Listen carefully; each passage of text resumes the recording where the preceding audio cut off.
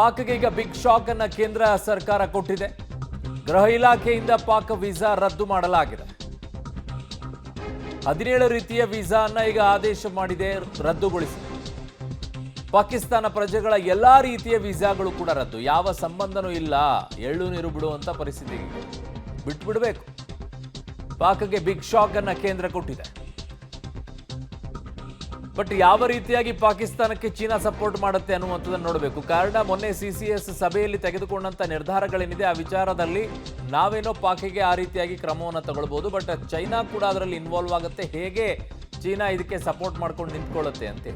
For example, Sindhu ನದಿ ವಿಚಾರದಲ್ಲಿ ನಾವು ಬಹಳ ದೊಡ್ಡ ಮಟ್ಟದಲ್ಲಿ ಹೇಳ್ತಾ ಇದ್ವಿ, ಅದರ ಒಪ್ಪಂದವನ್ನ ನಾವು ತಾತ್ಕಾಲಿಕವಾಗಿ ನಿಲ್ಲಿಸ್ಬಿಟ್ಟಿದ್ದೀವಿ ಅಂತ ಏನು ಹೇಳಿದ್ದೀವಿ, ರದ್ದು ಮಾಡ್ಕೊಂಡಿದ್ದೀವಿ ಅಂತ ಹೇಳಿ. ಆ ನಿಟ್ಟಿನಲ್ಲಿ ಅದರ ಮೂಲ ಹುಟ್ಟೋದೇ ಚೈನಾದಲ್ಲಿ.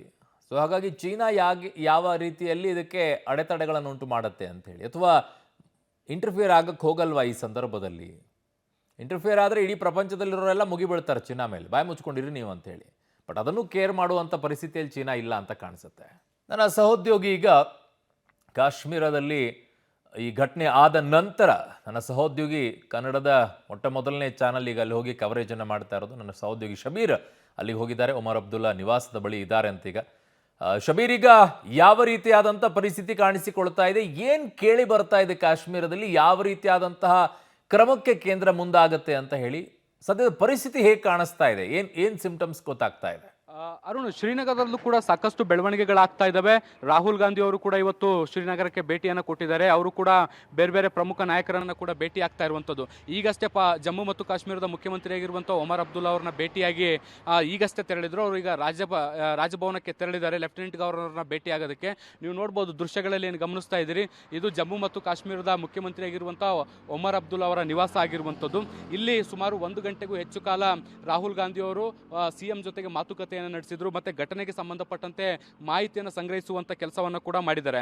ಇದಾದ ಬಳಿಕ ಈಗ ಅವರು ಜಮ್ಮು ಮತ್ತು ಕಾಶ್ಮೀರದ ರಾಜ್ಯಪಾಲರ ಲೆಫ್ಟಿನೆಂಟ್ ಗವರ್ನರ್ ಆಗಿರುವಂತಹ ಮನೋಜ್ ಸಿನ್ಹಾ ಅವ್ರನ್ನ ಭೇಟಿಗೆ ತೆರಳಿರುವಂಥದ್ದು. ಅವರಿಂದಲೂ ಕೂಡ ಒಂದಿಷ್ಟು ಮಾಹಿತಿಯನ್ನು ಸಂಗ್ರಹಿಸುವಂತ ಕೆಲಸವನ್ನು ಕೂಡ ಮಾಡ್ತಾರೆ. ಘಟನೆ ಹೇಗಾಯ್ತು, ಏನಾಯ್ತು ಅನ್ನೋದಕ್ಕೆ ಸಂಬಂಧಪಟ್ಟಂತೆ ಮಾಹಿತಿಯನ್ನು ಕೂಡ ಕಲೆ ಹಾಕುವಂತ ಕೆಲಸವನ್ನು ಒಂದು ಕಡೆ ಮಾಡ್ತಿದ್ದಾರೆ. ಮತ್ತೊಂದು ಕಡೆ ಕೇಂದ್ರ ಸರ್ಕಾರ ಕೂಡ ಸಾಕಷ್ಟು ಆಕ್ಟಿವ್ ಆಗಿ ಕೆಲಸ ಮಾಡ್ತಾ ಇರುವಂಥದ್ದು.